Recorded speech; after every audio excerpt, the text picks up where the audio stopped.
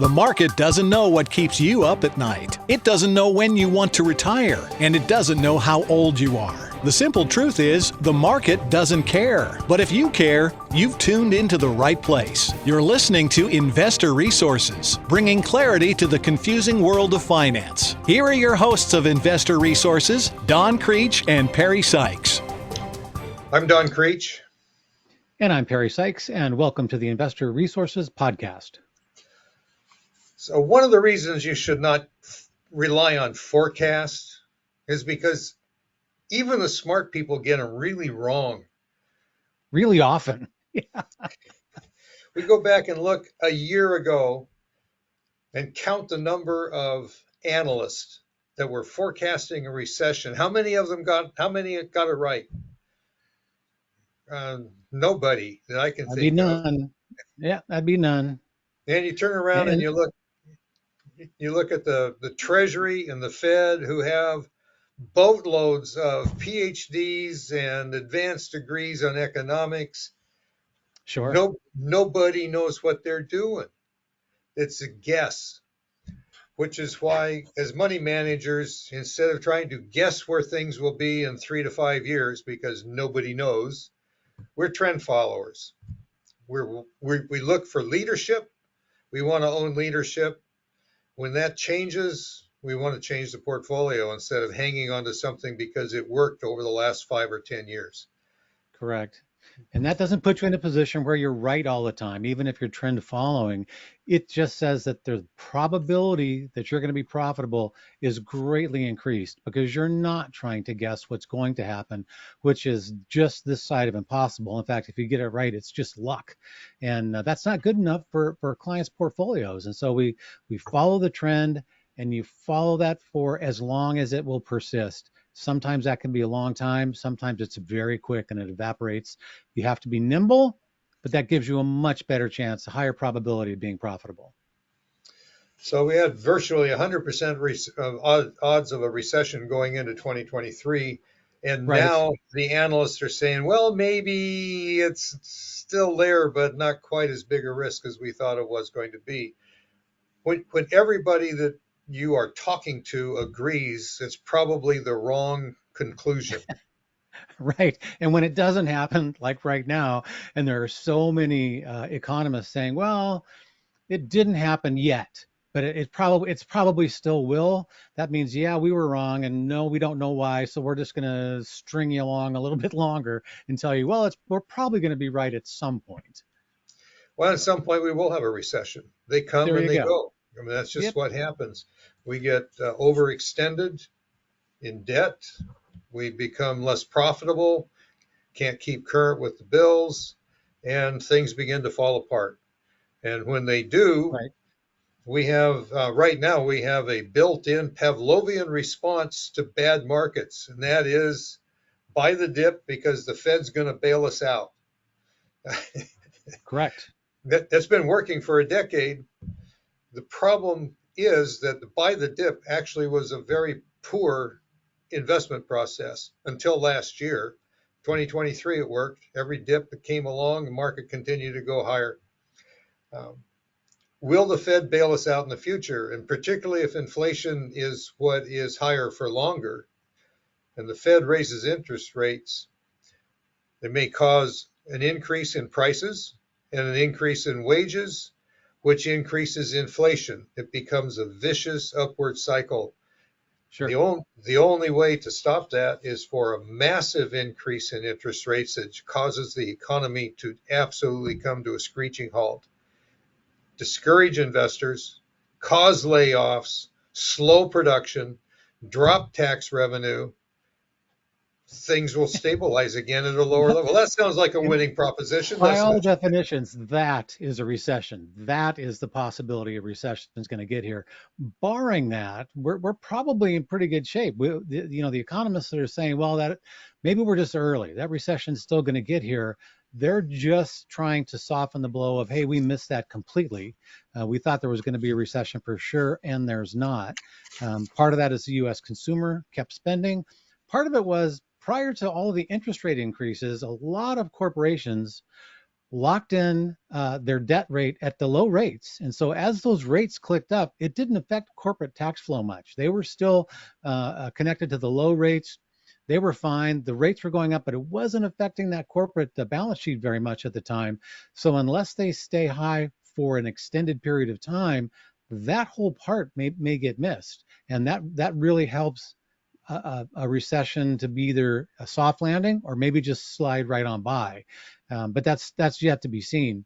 But that is one of the reasons that the recession didn't show up as guaranteed so often in 2023. Well, when the Fed had zero interest rate policy in effect, we go back to the COVID period, and Yeah, interest rates were zero. Major corporations, I think Amazon's one of them, that borrowed a boatload of money at less right. than 2.5% for 30 years. Yeah. Well, rates can go to 6 or 7 or 8, and they're still paying something under 2.5. That doesn't affect them, and they have tons of cash for opportunities that come their way to And that expand was the business. widespread. The 90% of S&P 500 debt is long-term fixed income debt. So they were smart. They locked in that low rate, and they borrowed more than they needed when it was a good time to do that. And so their balance sheets look pretty good. And so now with earnings season here, if we can get some positive earnings coming in to continue, and the balance sheet's already in good shape, that bodes well for 2024. Well, and S&P earnings are expected to be up about 1.33% for the year, so that's not a big bump, but it is an improvement, and it'll give us Yeah, two back-to-back quarters of positive earnings. So that stops a 5-quarter downtrend. That's a positive outlook for it's stocks, a big and deal. You that bet. forecast is actually expected to move on about that same rate into the following year, 2025. The issue for investors is that we're really gun shy. We've been through some really significant drawdowns in portfolios and in the market in very short time periods. I mean, the underlying assumption of Right. portfolio construction is that the market's going to give you somewhere between 8 and 10% a year returns, and yet we have a lot of years in the last 2 decades where we are not even close to those kinds of returns. And the Correct. averages for the last couple of decades, I think, aren't even pushing 7. So we are having to scale back expectations. And now, with the year end closing prices in the stock market having moved in advance of actual earnings, we have the prospect that the next decade is going to have to really do some catch up to make that 8% or 10% return become a reality. A lot of Right. forecasters are now saying you're looking at a year where the valuation is extended. When you're planning your rate of return, maybe you should be looking at 4 or 5, not 8 and 10. You know, cut it in half. And if you can get the higher return, so much the better. But your planning should be on a conservative assumption rather than relying on historic averages. You have to remember that the tech bubble, when it bust, it took 13 years just to get even if you were for your tech stocks. Uh, the QQQ, NASDAQ 100, go back to 2000, March 2000, and look at how long it took to get even. It runs around Right. 13, 14 years to accomplish that. Even the mortgage bubble that busted in '08 and 9, that was 7 years to get even. And that's not getting 8 to 10 a year. I mean, that's getting back to even over that period of And time. and that's important to remember those returns are long-term returns. So, oh, it's 8 to 10% average return. Okay, if you're looking at 100 years, but investors aren't unless you're an endowment or a corporation that goes on forever. You have a much shorter investing span than that, and you need to kind of calculate or at least take a guess at what's going to happen while I'm investing, because it can be very, very different. And it's important to come to grips with the fact that those long-term returns, no one gets that return. No one's been investing that long. No one started investing in 1925 and is still investing today. That's around. It doesn't happen that way. So you're not going to get that number. So that's why we track data. That's why we look at what's happening currently in the market. currently with returns, that's really the only return that matters. I was thinking, well, there was one, but he just died. That was Charlie Munger. Right, right. He was the exception to the rule. He was, but even Charlie, they asked him, "Hey, if you and Warren got together today, could you replicate what you've done?" And he said, "Absolutely not. There's no way." People that are successful in investing rarely recognize how much luck was involved in what happened. You made good decisions. You were lucky how good they were.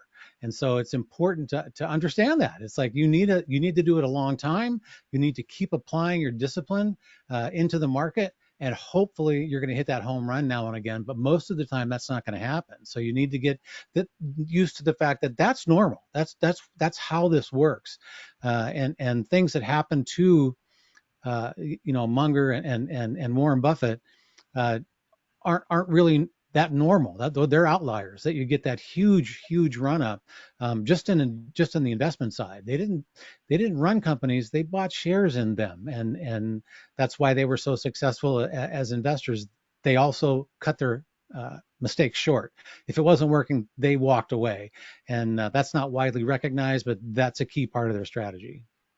So what you referenced with regard to Munger was a recent interview, one of his latter interviews, and Yeah, he also made the point that they're known as value investors. He said, but today real value is very difficult to find because prices are right. so elevated. So the Yep, stuff that was dirt cheap almost doesn't exist today. I'm sure it's out there somewhere, right. but dirt cheap today means it's on the verge of bankruptcy. And so that's a Correct. really big bet. You don't want to place a lot of money in it just because it's a deep value. Well, deep value means there's a huge risk associated with it. There is some other positive news, and that is the spread between high grade bonds, treasuries typically, and junk bonds, the stuff that's dirt cheap, companies that are borrowing that have financial problems. The difference in yield between those is really quite narrow. And that suggests that there's not a lot of fear about a recession in the market. When that number spreads, that spread widens, then fear is increasing. Smaller companies that have hard time borrowing money are having difficulty with cash flow, and it increases the probability of rising bankruptcies. And Correct. with that, we typically find we are in a recession then, even though it may not have been declared as one because the data hasn't caught up with the actual bankruptcy filings. Right Yep. now, the bankruptcy filings, corporate level, are not particularly out of line. They're okay. That's So right. Yep. we're not overly concerned about that yet, but we do watch that to see whether or not that number starts to change to a warning sign. We also see that investors' interest in the big tech companies, the AI tech seven, the Magnificent Seven, it mitigated at the end of the year. If you look back at the Nasdaq 100 ETF, the triple Qs, you find that it really flattened out. Now, maybe people are just happy with their returns and there were enough sellers to offset the buyers in there, but the price consolidated, and consolidation is a way of avoiding a bear market, to have things move sideways for a while, and sometimes an Right. extended while, allows earnings to catch up with investor expectations that typically get ahead of themselves, both on the upside and on the downside. Happens a So lot. Yep. if you're managing money on your own, that just simply means that you need to be prudently adjusting your stop losses as your price moves up. Don't sit back and forget that you have this investment and not move your stop losses up. Which means Investing, don't be that buy and hold investor. Don't just buy something because it was a good idea and it may have been great. That doesn't mean it stays that way. You have to stay on top of it, keep watching it, and as that investment begins to deteriorate a little bit, think of that in terms of risk. Your risk keeps going up. You can mitigate your risk by saying, you know what, the big run in this security, whatever it is, may have already happened. Maybe time to move on and look for a better idea. And so you don't get stuck holding something until you lose everything that you gained watching it run up. so investing requires hard work. It's not for Oh, sluggards. Yep. The buy and hold has a great deal of risk associated with it. In bull markets, people kind of ignore it, but bull markets always end. And when they end, the person who has been sleeping in their recliner because it looks so easy wake up to find out that a lot of their account has disappeared. And then it Correct. takes years to come back. It's not an easy process. And investing is relatively simple, but it requires hard work. And if you're not willing to do that, you need to hire somebody to do that. That's what we do for our clients. If you want more information about what we do, how we approach the market, we'll even do a free analysis on your portfolio from our perspective. Just contact us. Contact information, email, and phone numbers are in the slide that follows. If you're new to our podcast, subscribe. We'll keep you updated. Have a happy new year and a prosperous one to boot. Thanks for watching.